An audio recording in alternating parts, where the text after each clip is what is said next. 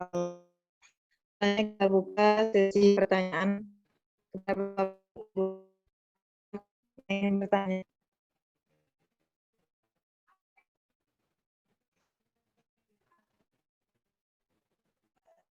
Silakan pada rekan seperjuangan bergabung terlebih dulu. Suarakan karena putus-putus makanya.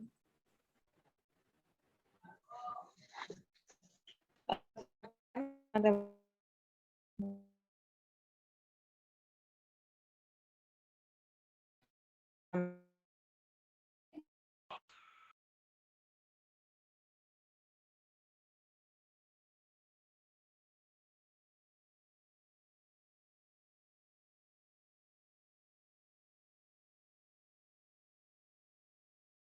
Atau sepertinya terlempar. Bu Devi, bisa diambil alih moderatornya? Atau Bu Alima? Atau langsung saya jadi moderator? Baiklah, Bu. Baiklah Bapak Ibu. Lempar saya aja lah yang jadi moderator sekalian. Bagi yang mau bertanya silahkan. Siapa yang mau bertanya silahkan Bapak Ibu.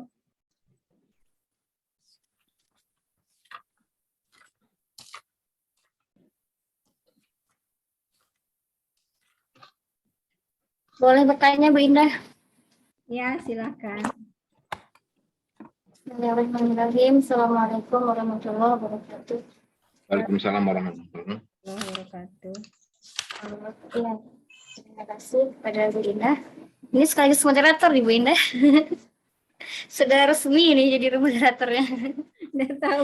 Mau digantikan boleh juga. Silakan. Iya. Hal yang ingin kami tanyakan di sini tentang ibadah ini ya. Bagaimana pendapat pemakalah tentang pembagian ibadah ini dalam permasalahan syariat?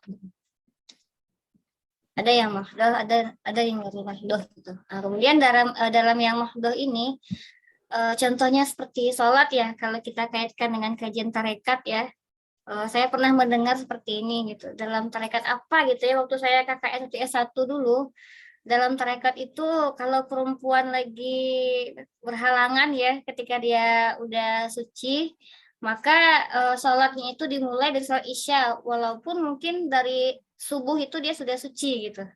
Atau mungkin dari sholat zuhur itu dia sudah suci ya kan, tapi dia belum boleh sholat di sholat zuhur, tapi di Isya gitu. Ini kan yang mahdoh ya gitu. Nah, bagaimana menurut pemakalah tentang adanya perbedaan pandangan umat Islam terhadap perbedaan yang sifatnya ini masih ibadah yang apa ya, yang inti gitu ya, ibadah inti yang mahdoh itu. Hal yang wajib dilakukan, akan tetapi kan efeknya besar sekali ya kalau kita sengaja meninggalkan sholat kan berdosa gitu. Bahkan dalam hadis sebutkan kalau sengaja malah bisa jatuh ke kafir gitu hukumnya gitu. Bagaimana pendapat makalah tentang hal ini? Nah, kemudian yang kedua tentang tujuan beribadah diantaranya sholat, dan Al-Quran Allah mengatakan inna sholah tanha anil fahsya wal munkar gitu. Bahwasanya sholat itu dapat mencegah seorang dari perbuatan keji yang munkar gitu. Akan tetapi mungkin banyak yang kita lihat penerapan atau pengamalan sholat ini mungkin masih belum maksimal dalam kebanyakan orang muslim. Faktanya itu masih banyak hal-hal mungkar yang dilakukan gitu. Contohnya saja ya, bagi muda-mudi lah gitu kan, seperti pacaran yang sampai melampaui batas gitu kan, minuman keras, dan segala macamnya gitu. Nah, sebenarnya bagaimana sih di prakteknya di sekolah gitu, hubungannya dengan pendidikan ya, bagaimana di sekolah itu harusnya pendidikan ibadah ini sehingga tujuan dari ibadah itu memang tercapai, bukan hanya sekedar pergerakan tubuh ibadah, tapi juga bisa atau mengontrol tingkah lakunya agar tidak melakukan perbuatan yang dilarang oleh Allah. Nah, jadi bagaimana pendidikan seperti apa yang dilakukan di terus sekolah agar tujuan ibadah ini tercapai. Mungkin demikian. Terima kasih. Assalamualaikum warahmatullahi wabarakatuh. Waalaikumsalam warahmatullahi wabarakatuh. Ya, Atun, karena Atun terlempar, kayaknya Ibu ambil alih moderator nih. Atun udah ada di situ belum? Ya, kalau Sudah itu kelihatan foto Atun tuh. tapi tagang Atun. Pak Nasir nggak bisa, Pak Nasir. Semua kalah jadi moderator. Pertanyaan Bu Devi tadi ada dua. Pertama tadi bagaimana menyikapi tentang perbedaan pertikaian masalah ya semacam khilafiyah itu ya Bu Devi ya. Iya, khilafiyahnya tapi dalam masalah yang ibadah inti yang wajib ya gitu. Ya, sebenarnya kan itu contoh khusus. Sebenarnya kan di kita ini kan memang banyak khilafiyah. Jadi bagaimana cara menyikapinya? Mungkin itu yang kesimpulan dari yang saya tangkap ya Bu Devi.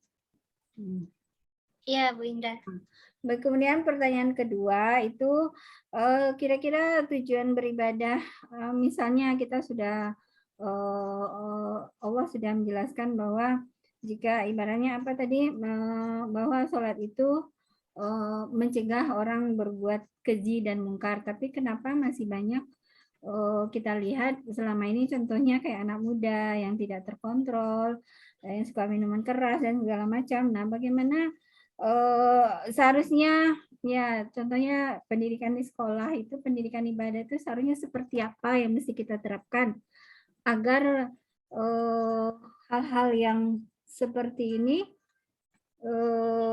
tidak terjadi lagi. Nah, kira-kira seperti itu ya Bu.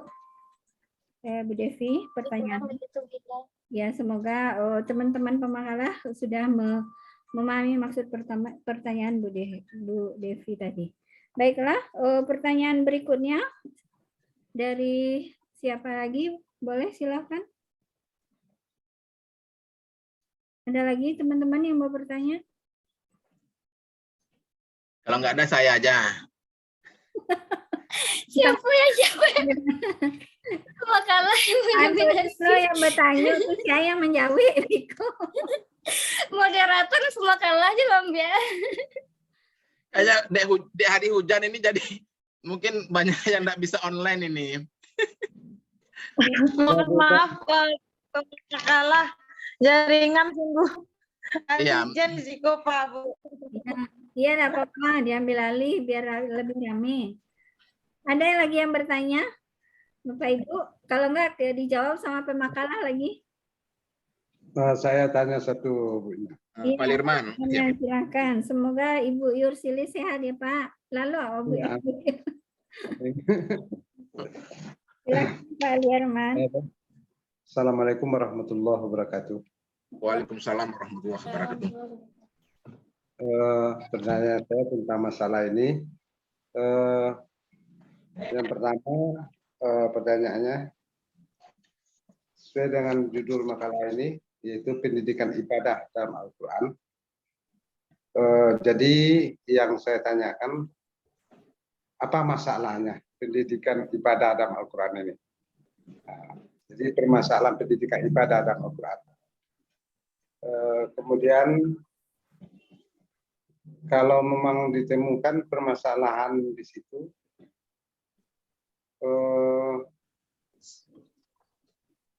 bagaimana caranya untuk mengatasi masalah ini? Ini pertanyaan filsafat nih, Bunda. Pertanyaan filsafat. Jadi bagaimana untuk menyelesaikan masalah ini? Kemudian yang ketiga yang perlu saya tanyakan tentang masalah ibadah tadi. Ibadah yang telah disebutkan tadi, memang kalau di dalam pembahasan yang telah disampaikan oleh pemakalah tadi, itu nampaknya kan secara umum. Jadi supaya mendapat gambaran bagi kita, bagaimana pengertian ibadah itu dalam pengertian sempit dan kemudian juga dalam pengertian luas. Tiga saja pertanyaannya. Bu Moderator dan sekaligus juga sebagai pemakalah. Ya. Jadi pertanyaan pertama adalah apa masalahnya dengan pendidikan ibadah dan Al-Quran? Yang kedua pertanyaannya, bagaimana untuk menyelesaikan masalah ini? Atau solusi yang akan kita ambil untuk menyelesaikan masalah yang terdapat dalam pendidikan ibadah Al-Quran.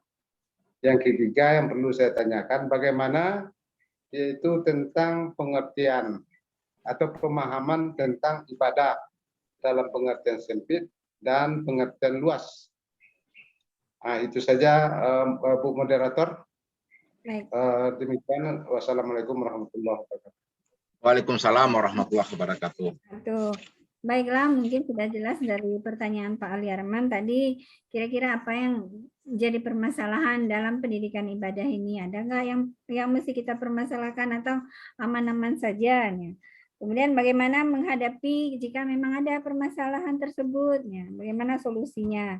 Kemudian apa pengertian ibadah secara sempit dan luas? Nah, mungkin itu dari Pak Ali Arman.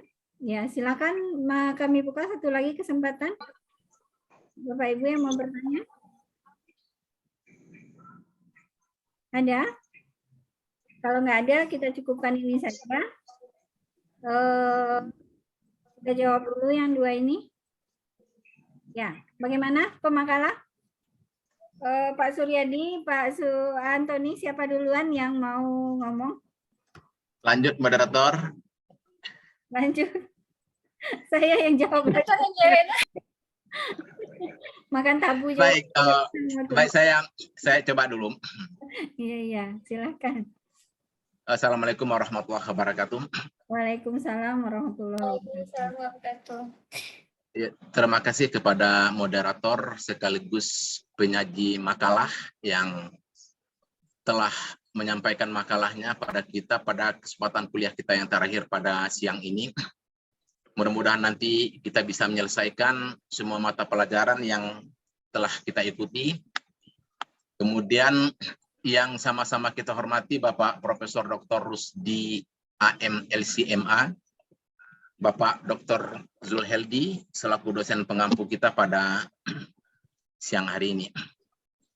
Baik, kami dari pemakalah ingin mencoba menjawab, walaupun di dalam makalah tadi kami sudah memberikan suatu gambaran ya, tentang permasalahan ibadah yang akan kita bahas di dalam makalah ini. Karena luasnya pengertian ibadah di dalam Islam itu, maka kami mencoba memberi batasan pada permasalahan di dalam surat Al-Maidah ayat 100 Al-Maidah ayat 6 tadi ya. Itu kita membatasi pada persoalan taharah. Tetapi dari pertanyaan saudara Devi tadi itu menyangkut permasalahan ibadah yang menyangkut masalah ibadah sholat, tetapi tidak ada masalah ya. Karena sesuai apa yang diarahkan oleh Pak Zulhadi, kita harus fokus kepada suatu persoalan yang kita bahas tentang ayat yang kita urain. Tapi tidak ada masalah, dan kami akan mencoba menjawab. Yang pertama itu masalah sholat. Gitu ya. Ada suatu pendapat di suatu masyarakat, di mana di dalam ajaran tariqah, gitu. Apabila seseorang wanita telah men, gitu, kemudian selesai dari haidnya tersebut, kemudian dia harus memulai sholatnya dengan sholat isya terlebih dahulu, walaupun dia telah menyelesaikan menstruasinya pada pagi subuh. Artinya, kalau kita melihat dari hal-hal seperti itu, berarti salat zuhur, asar, dan maghribnya tertinggal. Ya. Tetapi di dalam pemahaman yang pernah saya dapatkan, gitu, di dalam masalah ibadah mahdoh, ya, itu tidak ada persoalan-persoalan yang khilafiyah yang mengenai masalah itu. Bahwa di dalam Islam itu jelas, ketika seorang telah yakin dengan dia selesai dari menstruasinya, maka dia wajib bersuci. Itulah dengan mandi tadi. Ya. Kemudian dia mandi janabah, kemudian dia harus menyelesaikan sholat kalau sudah masuk waktu sholat zuhur. Tetapi memang tidak banyak yang kita ketahui dari hal ini. Saya juga baru mendengar dari pendapat DP Aisyah di suatu tempat itu, bahwa seseorang itu harus menunda sholatnya sampai sholat isya. Ya. Saya pikir ini bukan masalah khilafiyah. Mungkin ini termasuk dalam hal yang kalau kita katakan, kalau boleh kita mengatakan itu adalah suatu hal yang mengada-ada di dalam beribadah. Ya. Karena di dalam mengada-ada itu karena bukan hal yang gairul mahdoh gitu. Tetapi kalau mungkin gairul mahdoh yang sifatnya sunat, itu mungkin bisalah kita anggap sebagai sesuatu hal untuk meyakinkan dia menyelesaikan masalah menstruasinya. Tetapi dalam masalah ini saya juga belum menemukan suatu dalil. Tetapi yang setahu saya selama ini, seseorang yang telah selesai dari junubnya itu, maka di dalam ayat tadi itu, wa in kuntum junuban fatahhar, di dalam surat Al-Maidah itu kan jelas itu katakan. Maka apabila kamu selesai dari suatu hal yang junub, termasuk junub ini bukan hanya menstruasi, atau termasuk seorang suami istri yang telah melakukan hubungan suami istri, dia junub, dia segera menyelesaikan masalah pembersihan itu, tidak harus menunda, apalagi meninggalkan ibadahnya. Kita tahu bahwa ibadah sholat itu adalah wajib, tidak bisa ditinggalkan. Kecuali seseorang dalam perjalanan mungkin boleh dia menggantikan sholatnya dengan dengan melaksanakan jamaah atau qasar. Nah, mungkin itu jawaban dari kami pemakalah. Kemudian praktek ibadah yang bagaimana yang mestinya dilaksanakan. Tentunya praktek ibadah yang diberikan kepada siswa, termasuk kepada anak murid, tentunya praktek ibadah sesuai yang diajarkan oleh agama kita. Bagaimana kita ambil salah satu contohnya adalah, pertama adalah bersuci. Ya, berwudu seperti yang diajarkan. Maka apabila seseorang ingin berwudu gitu ya, maka di dalam ayat tadi telah jelas dikatakan, ya ayyuhallazina amanu idza qumtum ilas sholati faghsilu wujuhakum wa aydiyakum ilal marafiq wamsahu bi ru'usikum wa arjulakum ilal ka'bain. Ya. Hai orang-orang yang beriman, apabila kamu ingin mendirikan sholat, maka basuhlah mukamu. Kemudian wa aydiyakum ilal marafiq, kedua tanganmu sampai dengan siku. Wa amsahu bi ru'usikum wa arjulakum ilal, basuh aydiyakum, tanganmu, warjulakum ilal ka'baini.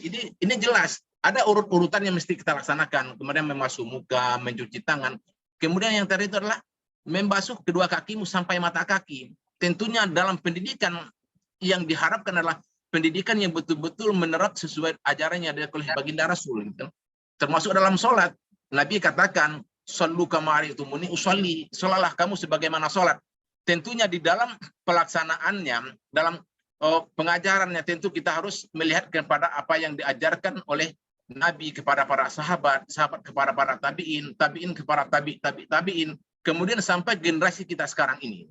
Tentunya di dalam masalah ini yang harus kita contohkan. Kemudian juga, kenapa terjadinya seperti itu, masih banyak terjadinya pelanggaran-pelanggaran. Ada anak-anak yang pacaran melebihi daripada kapasitasnya.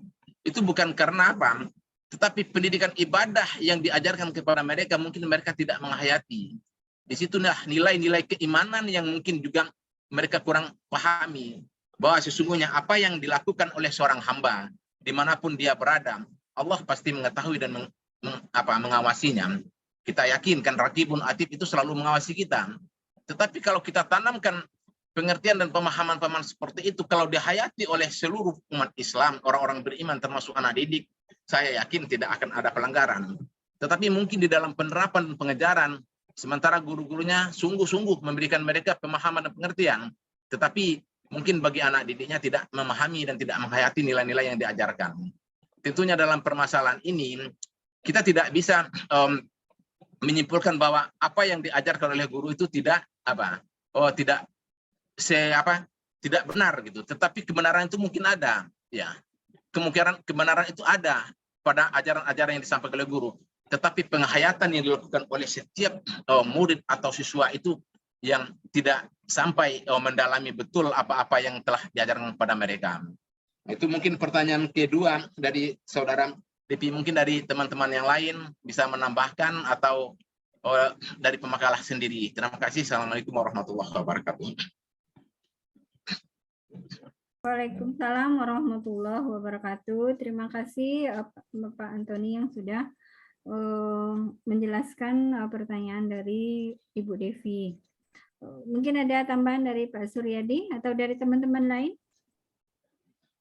Dari moderator? Dari moderator nanti.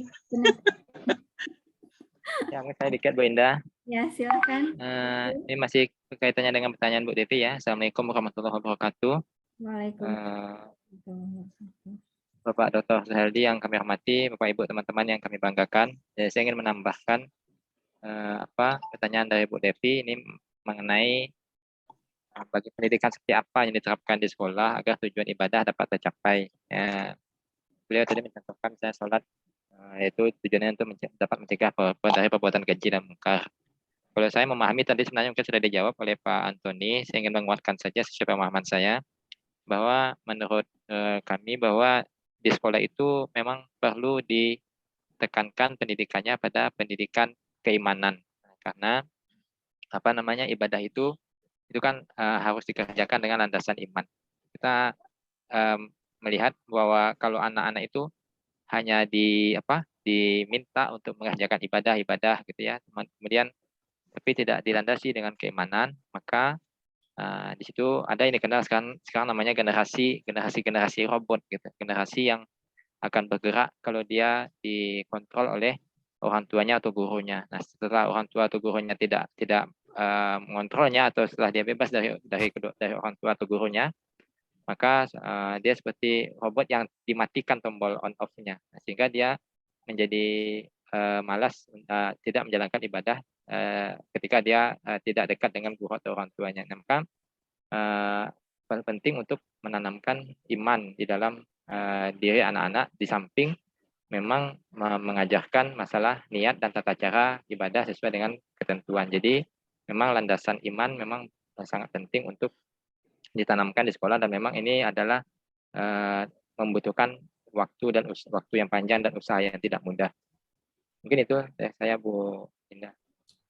Ya, terima kasih Pak Suryadi yang sudah menambahkan jawaban dari pertanyaan Bu Devi. Mungkin juga ada beberapa yang bisa saya sharing mengenai, mungkin saya menanggap apa yang disampaikan Bu Devi tadi, masalah permasalahan salah satu ya mengenai tarikat tadi. Mungkin kalau dibilang itu, Pak Antoni bilang itu bukan khilafiyah, malah dilebih-lebihkan ya. Ya mungkin sebenarnya Pak muaranya pasti ke sana gitu ya kan.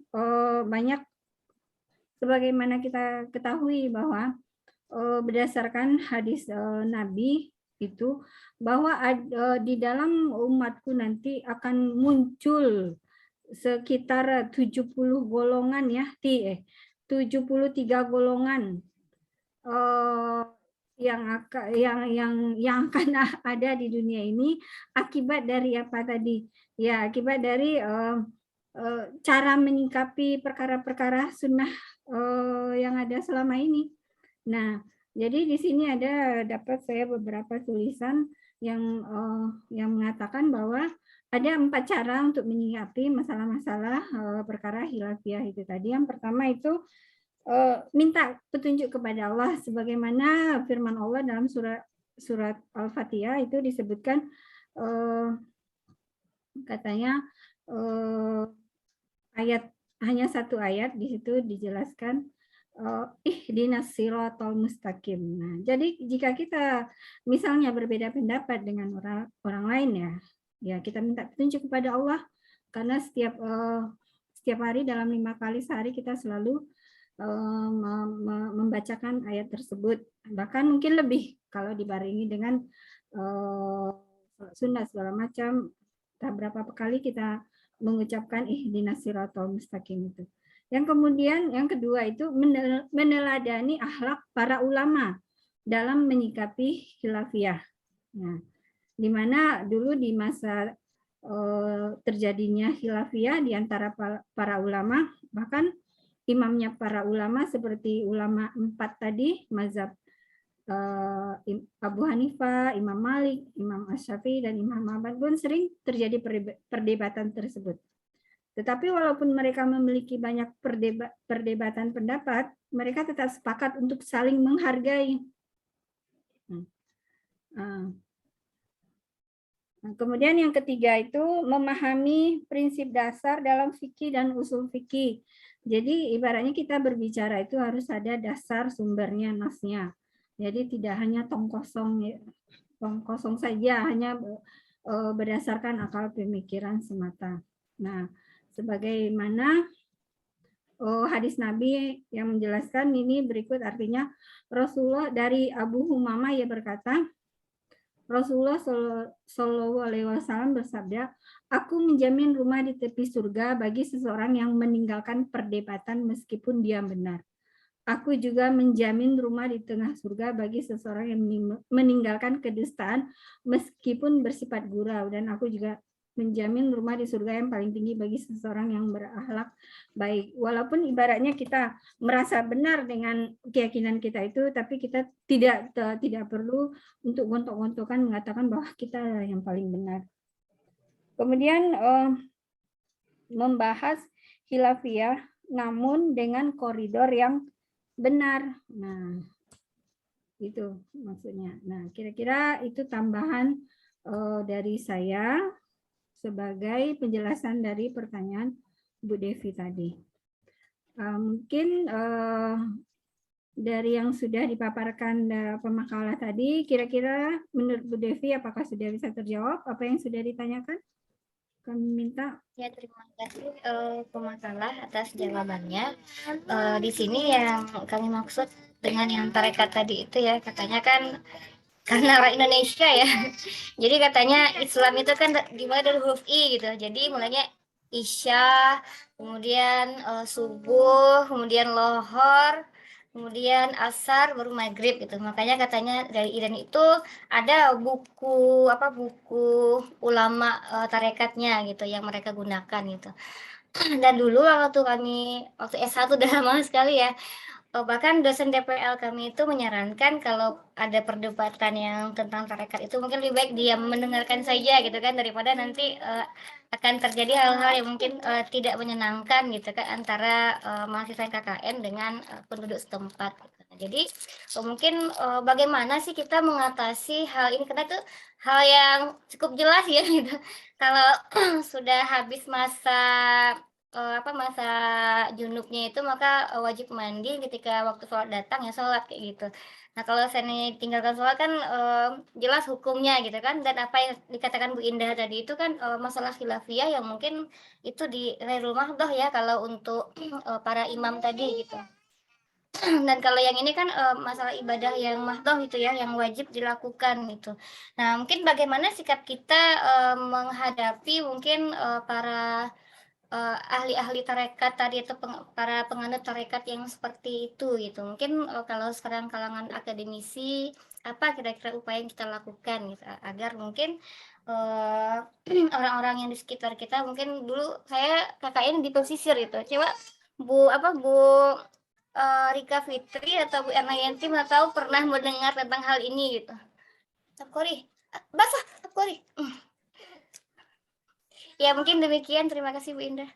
Ya, baik, terima kasih Bu Baik, Devi. nah Ya, tambahan Pak Anton. tadi saya sudah sampaikan tadi itu bukan masalah khilafiyah itu, bukan masalah furu'iyah dalam masalah ibadah sholat itu. Itu adalah masalah usul. Kalau kita berbicara kepada masalah hukum fikih, ya kan? Sebenarnya saya sampaikan tadi itu sebenarnya itu pemahaman mereka yang kalau kita katakan tidak ada dasar, karena memang itu menjadi persoalan dalam perdebatan. Karena di dalam Islam itu orang yang telah selesai menstruasi, setelah nifas, kemudian setelah melakukan hadas besar, itu mereka kan jelas di dalam Al-Quran itu yang kita kutip di sini. Wa in kuntum junuban fatahhur. Jika kamu junub maka hendaklah kamu mandi. Maksudnya mandi itu adalah untuk membersihkan dari hadas besar, dengan tujuan apabila kewajiban sholat telah datang, tidak ada pengunduran menunggu sampai sholat Isya gitu. Itu yang perlu kita dudukkan. Karena ini bukan masalah khilafiyah saya rasakan ini. Ini adalah masalah yang betul-betul usul, bukan masalah furu'iyah kalau dalam fikih itu kan. Kemudian untuk menyampaikan seperti itu memang harus ada hal-hal yang bijak kita, apalagi kita masuk ke tempat orang lain. Ya, karena Nabi katakan khotibun nas biqadri ala kulihim. Berbicara kepada manusia sesuai dengan akal, kemampuan dan pemahaman mereka gitu. Di sini perlu adanya suatu dialog kalau menurut saya solusi. Kalaupun kita selaku pendatang kemudian kita menyalahkan cara beribadah mereka, itu tentunya akan timbul konflik yang tidak akan berkesudahan, apalagi kita datang ke sana untuk ber-KKN gitu kan. Nah, mungkin salah satunya itu ya kita harus duduk berdialog, kemudian kita kaji persoalannya gitu. Karena mohon maaf, di dalam ada beberapa aliran tarikat mereka itu lebih percaya kepada mursyidnya daripada percaya kepada guru-guru, sekalipun guru itu ilmunya lebih tinggi daripada yang lain ya. Sudah sampai tingkat doktor, walaupun dia sudah ahli di tingkat yang lain. Nah, tapi disitulah terjadinya persoalan di dalam tarikat. Maka ada sebagian orang yang menyatakan tarikat itu menyesatkan gitu. Nah, sebenarnya aliran tarikat itu tidak menyesatkan. Kalau aliran tarikat itu betul-betul berdasarkan pada sunnah dan Al-Quran, itu malah itulah sangat luar biasa. Karena dengan bertarikat dan menjalankan hukum ajaran-ajaran sufi itu, ibadah seseorang itu akan lebih mantap untuk meyakini kebenaran keimanan kepada Tuhan. Bahkan kalau kita lihat di dalam pertempuran yang terjadi di negara-negara Afrika itu, kekuatan tarikat itulah yang menghancurkan para penjajah-penjajah, karena mereka yakin dengan bersandar kepada keyakinan kebesaran dan kekuasaan Tuhan, mereka yakin mampu mengalahkan bangsa-bangsa Eropa, termasuk di Maroko, Al-Idris, ya, dengan Idrisiyahnya, tarikat Idrisiyahnya, Sizilisiyahnya, itu mereka mampu, termasuk juga di Libya, Muhammad Mokhtar kan, dengan tarikat-tarikat yang dimiliki oleh mereka. Nah, tetapi di dalam masalah tarikat ini, mungkin hanya berlaku di satu tempat, tetapi tidak bisa kita jadikan itu sebagai suatu landasan bagi kita bahwa tarikat yang lain juga demikian. Tetapi kalau kita harus berpegang kepada apa yang ada secara umum dari sepakat para ulama gitu. Dan ulama telah yakin, saya juga yakin bahwa mereka yakin tidak ada alasan untuk menunda sholat sampai Isya, karena diambil dari kata Islam itu Isa, itu kan hanya analisa mereka, tidak didasarkan kepada dasar-dasar yang qat'i gitu kan, dasar-dasar yang jelas gitu. Itu hanya analisa-analisa mereka mencoba memasukkan kepada pemikiran-pemikiran agama, apalagi ini menyangkut dengan masalah hukum fikih gitu kan. Nah, makanya saya katakan itu, kalau saya menyatakan itu adalah bagian daripada bid'ah, ya kan? Karena mengada-ada sesuatu yang tidak pernah diajar oleh Nabi gitu. Tentang masalah ibadah yang jelas itu.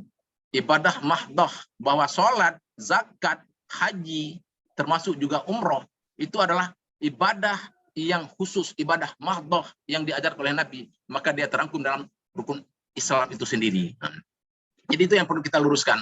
Mungkin solusinya yang tadi saya katakan tadi, solusinya hendaknya kita itu bagaimana cara kita setelah memasukkan kepada pemikiran-pemikiran mereka. Tentunya kita tidak bisa menabrak, karena kita juga datang ke sana. Ya kalau kita katakan, oh Pak, salah Pak, ini haram, ini halal.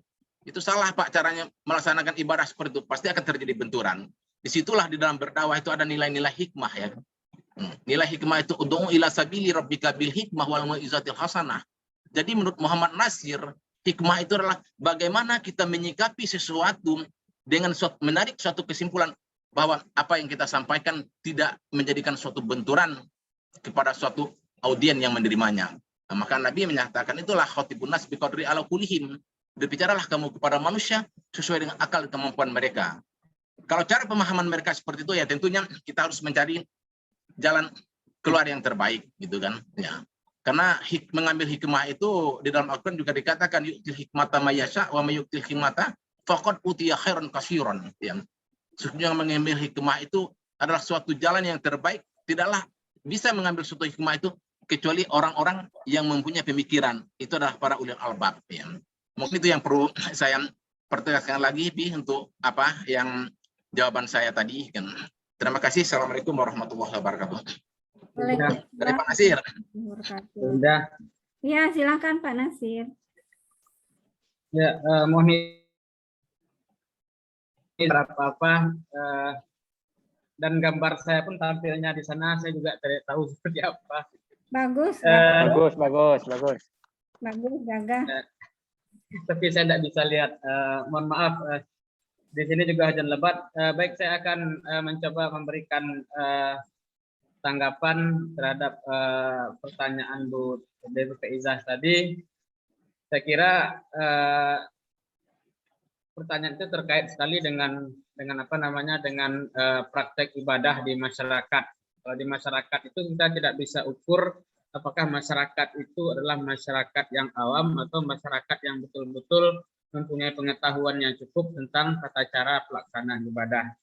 Jadi ibadah kalau kita lihat dalam ajaran Islam itu adalah sesuatu yang sangat komplit.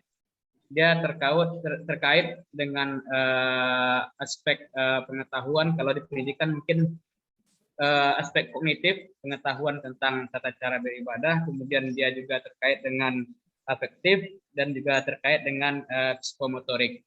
Jadi kalau kita lihat ibadah dalam konteks tugas dan kewajiban manusia itu memang komplit karena menyangkut seluruh aspek di dalam pendidikan. Nah, sekarang kita bisa lihat apakah masyarakat yang seperti itu masyarakat yang betul-betul mempunyai pengetahuan tentang tata cara ibadah. Kemudian apakah masyarakat yang mempunyai sikap yang betul tentang bagaimana harus melaksanakan ibadah dan mempunyai keterampilan yang betul tentang tata cara melaksanakan ibadah. Nah, kalau kita lihat dari aspek pendidikan ibadah, sikap masyarakat itu bisa kita nilai bahwa ada metode pengajaran ibadah. Itu metode yang pertama itu kan metode dengan ilmu atau menggunakan dalil atau metode istidlal. Dalam metode istidlal ini kan mereka betul-betul melaksanakan ibadah berdasarkan pengetahuan yang bersumber dari sumber-sumber pokok Al-Quran dan hadis. Nah, kita harus periksa apakah mereka itu betul-betul sudah tahu dalil-dalil tentang tata cara pelaksanaan ibadah tersebut, terutama tentang persoalan atau apa namanya kalau dalam istilah fikihnya itu masailul fikih, itu kan masuk fikih ya, terutama tentang persoalan yang diangkatkan oleh Bu Dwi Faizah tadi. Nah, kemudian yang kedua akan ada metode kedua untuk pelaksanaan ibadah, itu metode keteladanan atau qudwah. Nah, mereka masyarakat awam, masyarakat itu secara umum apakah mereka melaksanakan ibadah itu berdasarkan contoh yang diberikan oleh mursyid tarekatnya atau memang dari mana? Itu kan belum jelas juga. Kemudian metode ketiga itu kan ada lagi metode targhib dan tarhib. Kita tidak tahu apakah di ini juga berlaku di masyarakat. Di level ceramah mungkin ada kita lihat. Nah, menurut saya tidak akan masuk ke masalah fikihnya. Saya ingin melihat dari aspek sikap masyarakat yang seperti itu. Saya menduga kalau mereka tidak berhasil mengemukakan dalil, berarti mereka melakukan itu tidak berdasarkan ilmu. Kemudian yang kedua, pasti mereka melakukan itu berdasarkan apa yang mereka lihat atau berdasarkan contoh yang bisa mereka peroleh di lingkungan sekitar mereka. Tapi kalau berdebat soal fikihnya mungkin itu akan banyak pendapat yang muncul nantinya. Jadi menurut saya apa yang Ibu Devi Faizah itu terkait dengan persoalan apa namanya bisa kita ukur satu persatu dari aspek kognitif, dari aspek afektifnya, dan juga aspek psikomotoriknya. Mungkin ini untuk saya tidak tahu apakah relevan dengan pertanyaan, tapi menurut saya begitu. Terima kasih, saya kembalikan ke moderator. Baik, terima kasih Pak Nasir yang sudah memberikan jawaban. Mungkin kita cukupkan saja itu pertanyaan dari jawaban dari pertanyaan Bu Devi. Mungkin kita lanjut kepada pertanyaan kedua. Bagaimana cara mengatasi persoalan yang terjadi yang berkaitan dengan yang selama ini kita lihat seperti anak-anak muda yang suka berbuat nakal segala macam, pacaran, minuman keras. Nah, bagaimana cara mengimplementasikan, maksudnya istilahnya bagaimana peran pendidikan ibadah di dalam sekolah dalam mengatasi perilaku kenakalan anak-anak remaja. Ya, silakan Bapak Ibu, siapa yang mau menjawab duluan? Ada dari teman-teman atau pemakalah? Jadi untuk masalah itu pertama sudah saya beri jawaban, kemudian Pak Suryadi juga sudah, mungkin tambahan dari rekan-rekan lain mungkin kalau ada yang ingin menambah ya. Seperti tadi masalah pendidikan keimanan, karena iman ini menjadi suatu hal yang sangat mendasar, menjadi masalah pokok di dalam keyakinan kita. Tanpa iman dan akidah tentunya itu akan menjadi hal yang sia-sia. Kemudian dalam masalah pengajaran ibadah, tentunya kita harus kembali lagi kepada nilai-nilai yang diajarkan oleh ibadah itu sendiri, gitu kan. Tetapi kembali lagi kepada ketika persoalan itu kita berikan kepada anak-anak didik, tapi kalau mereka tidak menghayati, ya, sekalipun gurunya yang hebat dan sekalipun dia ahli dalam segala bidang-bidang keagamaan itu sendiri, tetapi itu kan perlu adanya suatu penghayatan dan penyadaran kepada anak-anak didik. Ya. Salah satunya juga itu adalah bagian daripada karakter yang kalau kita bicara dari dulu itu kan masalah akhlaknya anak-anak gitu, masalah keimanan. Jadi masalah hal seperti itu semuanya ada sangkut pautnya. Ada masalah keimanan anak-anak itu sendiri. Ya, kalau orang-orang beriman ya seperti yang di dalam hadis katakan tidak akan berzina seseorang yang beriman itu kalau selama imannya itu masih ada. Tidaklah seorang itu mencuri atau mengambil hak orang lain kalau imannya itu masih ada. Ketika itulah iman dan akidahnya yang ada atau keyakinannya itulah sudah tidak ada pada dirinya waktu itu. Bukan arti kita menyatakan ketika itu dia kafir. Kafir bukan arti keluar daripada Islam, tapi ada satu keingkaran dia terhadap satu keyakinan yang ada di dalam ajaran agamanya itu sendiri. Ya. Seperti saya katakan tadi juga, bahwa kalau nilai-nilai keimanan kita terapkan, kalau kita beri anak-anak itu yakin, bahwa dia akan sadar bahwa setiap segala sesuatu apa yang dilakukan itu akan diawasi oleh Allah melalui para malaikat yang kita kenal dengan Raqibun Atid. Walaupun di bagaimana, apapun yang kita lakukan, setiap perbuatan kita itu ada akibatnya, kemudian ada risikonya, kemudian ada catatannya. Ya. Jadi mungkin nilai-nilai keimanan itu ya yang harus kita lebih tanamkan lebih dahulu. Kemudian bagaimana aplikasi pelaksanaan praktek ibadah. Ya. Tentunya kalau pelaksanaan aplikasi praktek ibadah, tentunya kita ajarkan sesuai dengan tuntunan praktek ibadah. Ya, bagaimana cara kalau berwudu, ya itu kita ajar cara wudu yang benar. Ya. Membasuh muka seperti dalam ayat yang kita bacakan tadi. Ya ayyuhallazina amanu idza kuntum ilas sholati faghsilu wujuhakum wa aydiyakum ilal marafiq, gitu kan. Ya. Sampai kedua sikumu dan mata kakimu. Kemudian dalam bertayamun, gitu. Bertayamun kita mengusap muka, famsahu ya. Kemudian mengusap muka dan kedua tanganmu. Nah, jadi dalam hal ini termasuk juga dalam masalah praktek ibadah. Ya, kita mengajar bagaimana sesungguhnya ibadah.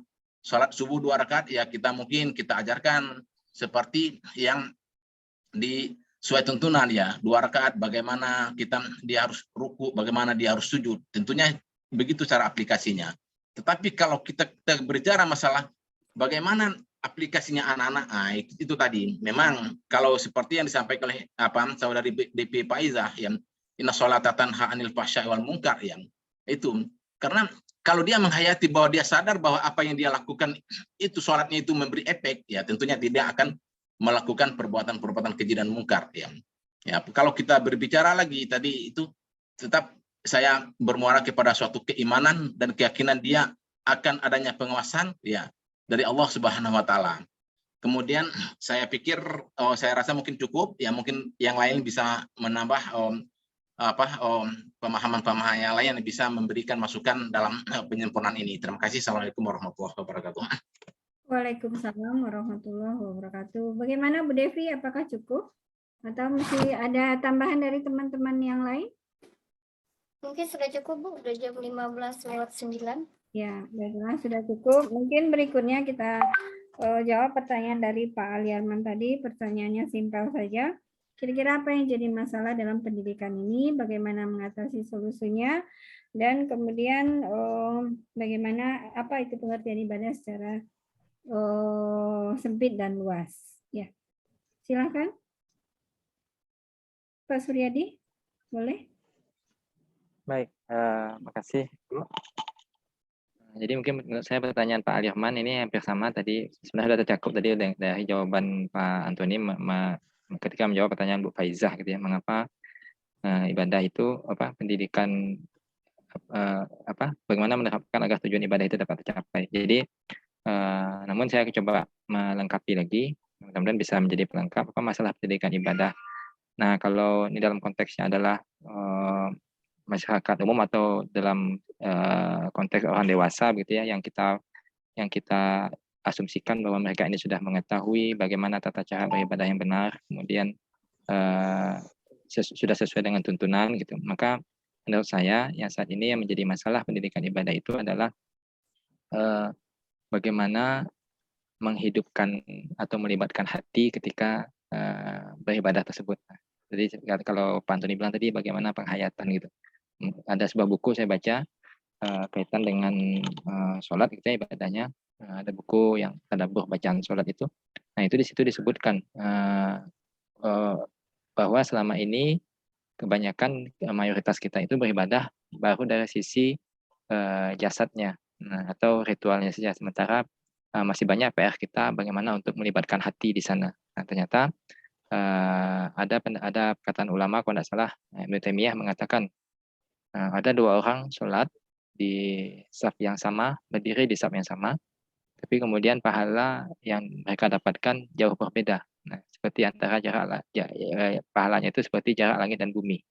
Ternyata masalahnya adalah masalah di hatinya. Bagaimana bisa melibatkan hati ketika beribadah tersebut. Nah, ini tentu sulit, gitu. Namun bukan tidak mungkin dan perlu latihan-latihan. Karena tadi kalau masalahnya adalah di siswa tadi yang Bu Faizah tanyakan, di orang tua di kita pun ini masih kami kira sangat sulit tercapai. Kalau kita renungkan misalnya dalam satu hadis Rasulullah SAW mengatakan berbicara kepada Bilal, Bilal, istirahatkan kumandangkan iqomah kalau tidak salahnya. Kemudian istirahatkan kami dengan sholat. Itu kan luar biasa. Bagaimana sholat itu Rasulullah SAW istirahat dengan sholat itu. Nah, sebenarnya kita mengajarkan sholat itu semacam beban gitu. Tapi Rasul tidak. Itu tentu karena hati terlibat di sana dan dengan melibatkan hati tersebut merasa nyaman, merasa bahagia dengan melaksanakan ibadah tersebut. Jadi menurut saya ibadah apapun itu yang di sini mungkin kalau dikerjakan dengan hati yang ikhlas, kemudian melibatkan hati di sana, ada dorongan hati, tidak hanya gerakan-gerakan fisik saja, nah, tentu itu akan membuat masalah-masalah ibadah itu akan membawa tujuan ibadah dalam kehidupan itu akan tercapai. Jadi menurut saya masalah pendidikan ibadah itu sebenarnya adalah bagaimana melibatkan hati atau roh dalam beribadah. Nah, maka penyelesaiannya yaitu mungkin bagi orang dewasa gitu ya, maka perlu perhatian kepada masalah pelibatan roh ini dalam melaksanakan ibadah tersebut. Mungkin itu Bu Indah. Terima kasih Pak Suryadi yang sudah menambahkan jawaban dari Pak Aliarman. Mungkin di sini bisa saya tambahkan pengertian ibadah yang ditanyakan oleh Pak Aliarman tadi. Ibadah